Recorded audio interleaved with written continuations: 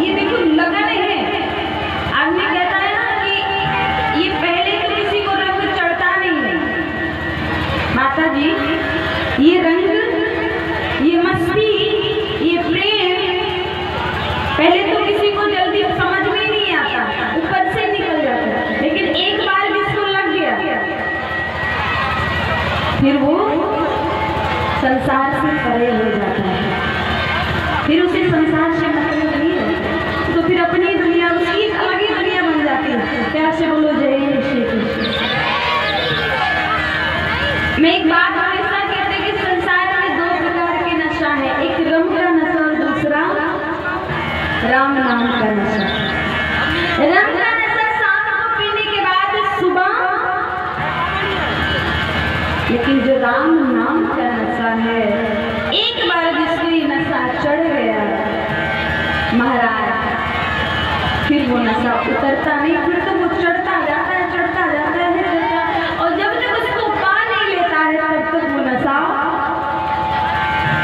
उतरता नहीं। ये नशा ही ऐसा है।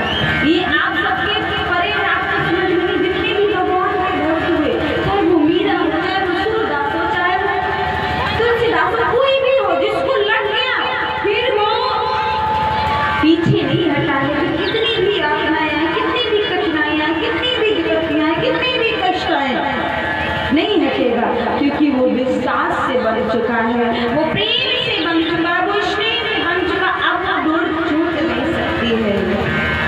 इसके जीवन में सुख, वो आनंद आ गया। संत ने बड़ी प्यारी बात लिखी है, जिसको जीवन में मिला सत्संग, जिसको जीवन में मिला सत्संग, उसको हर घड़ी आनंद है। जिसको जीवन में मिला सत्संग है, उसे हर घड़ी आनंद ही आनंद है। जीवन में सांस, जीवन में सांस, जीवन में मिला सत्संग है, उसको हर घड़ी आनंद ही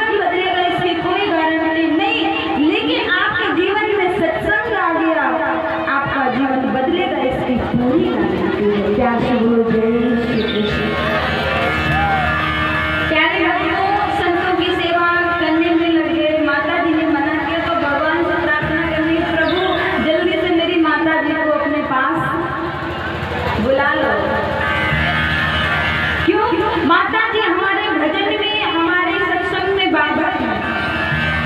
भजन में, सत्संग में, सत्कर्म में जो बाधक उसे दूर ही कर देना चाहिए, कोई भी हो।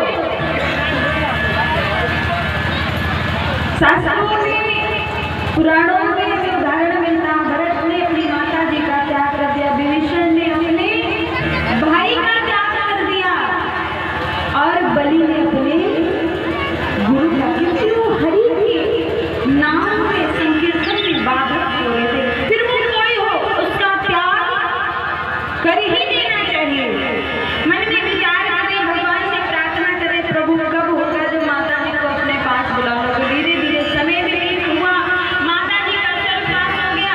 अब तो नारद जी बेचारे बड़े प्रसन्न थे, प्रभु अब तो कोई न रोकने वाला है न टोकने वाला है, खूब भजन करो, खूब सेवा करो। और खूब भजन किया, खूब सेवा की, सेवा करते करते वो पंचभौतिक शरीर जब छूटा और पुनः उनको जन्म ब्रह्मा के पुत्र के रूप में प्रदान हुआ। प्रेम से बोलिए भागवत भगवान की। सत्संग की महिमा को नारद जी बताते हैं संतों के माध्यम से। ये है सत्संग की महिमा कि एक नाली का कीड़ा कैसे एक महान व्यक्ति बन जाता है केवल सत्संग के प्रभाव से।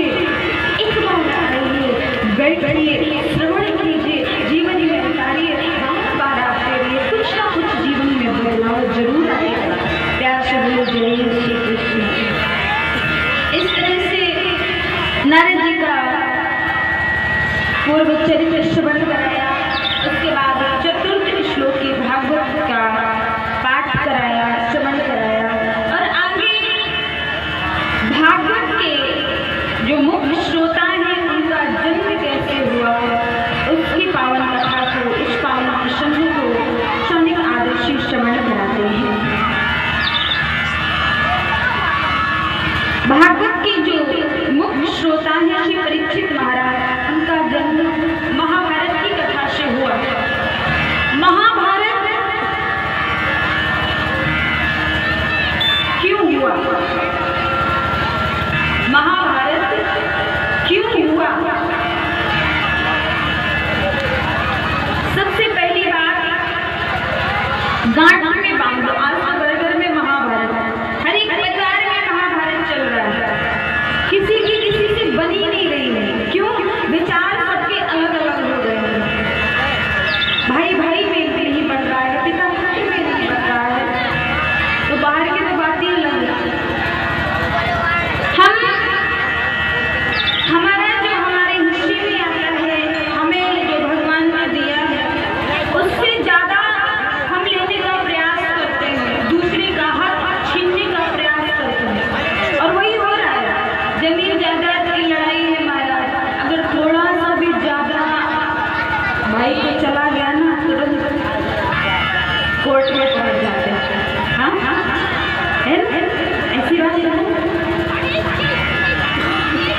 तो जो आपका है उसमें संतुष्ट रहिए, दूसरे का हक छीनने में तो आप। दूसरा, मैंने प्रथम दिन आपको बताया कि शक्ति की उपासना का महापर्व चल रहा है। ये भूमि शक्ति प्रधान देश है, ये शक्ति पहले और ब्रह्म बाद में आता है। हम माँ भगवती के मंदिर में जाते हैं, माँ दुर्गा के विभिन्न स्वरूपों की उपासना करते हैं, आराधना करते हैं, लेकिन हमारे घर में जो देवियां हैं, हमारी माता के रूप में, हमारी बहन के रूप में, हमारी पत्नी के रूप में, हम उनका अपमान कर रहे हैं। तो मंदिर में बैठी माँ कैसे आपसे प्रसन्न होगी? जब जब स्त्री का अपमान हुआ है, जब जब शक्ति का अपमान हुआ है, विनाश को कोई रोक नहीं पाया है। ज्यादा कुछ नहीं बोलेंगे क्योंकि आप सब बहुत समझदार हैं, पढ़े लिखे हैं, सब जानते हैं, सब समझते हैं, तो ज्यादा समझाने की, बताने की जरूरत नहीं है। महाभारत की शुरुआत ही वहीं से हुई है। भगवान श्री कृष्ण ने बहुत समझाया, परंतु कौरव नहीं माना। युद्ध प्रारंभ हो गया, कुरुक्षेत्र की भूमि में रक्त की नदियां बह रही है, हजारों माताओं की सुहाग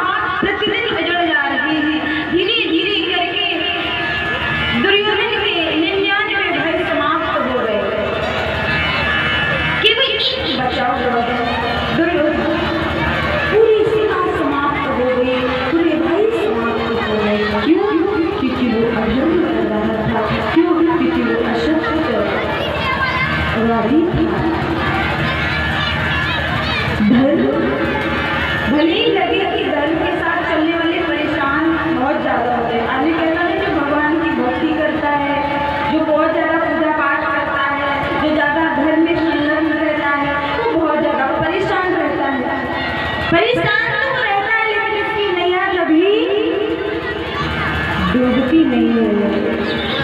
क्यों? क्योंकि उसकी नैया डूबने के हाथ में होती। परेशान कर सकते हो लेकिन पराजित नहीं कर सकते हो। पराजित तो अधर्म को ही होना पड़ेगा, फिर वो किसी भी भांति हो। 99 भाई समाप्त हो गए। दुर्योधन केवल बचा है। आज दुर्योधन की जंघा पर भीम ने अपने गदा से प्रहार किया। दुर्योधन को एक शाप है, जब वो एक उसको खुशी मिलेगी और दूसरा उसको दुख, एक साथ दोनों खबरें उसको आएंगी, तभी उसकी मृत्यु होगी। भगवान द्वारिकाधीश पांडवों के साथ खड़े हैं। पूरी सेना जितने बड़े बड़े योद्धा थे सारे कौरवों के साथ थे। सारे योद्धाओं का समाधान हो गया। क्यों? कितना भी वीर हो, कितना भी बड़ा योद्धा हो, कितना भी बड़ा व्यक्ति हो, अगर वो अधर्म के साथ खड़ा है, वो असत्य के साथ खड़ा है, तो उसका विनाश, उसका समापन, उसका पतन निश्चित है। उसे कोई भी नहीं रोक सकता, सिर्फ भगवान भी नहीं रोक सकते। पांडवों के साथ केवल और केवल गोविंद, और गोविंद है तो इसकी चिंता किस बात की? जंघा पर प्रहार किया, अधजल पड़ा है। कुछ समय बाद दुर्योधन का मित्र अश्वत्थामा आया। अपनी मित्र की उस दशा को देखा तो व्याकुल हो गया। ये कैसे दशा, कैसे दशा किसने बनाई? दुर्योधन ने सारी बात बताई। मित्र, पांडवों ने मेरी इस दशा को किया है, मेरा पूरा मेरे सारी भाइयों को समाप्त कर दिया।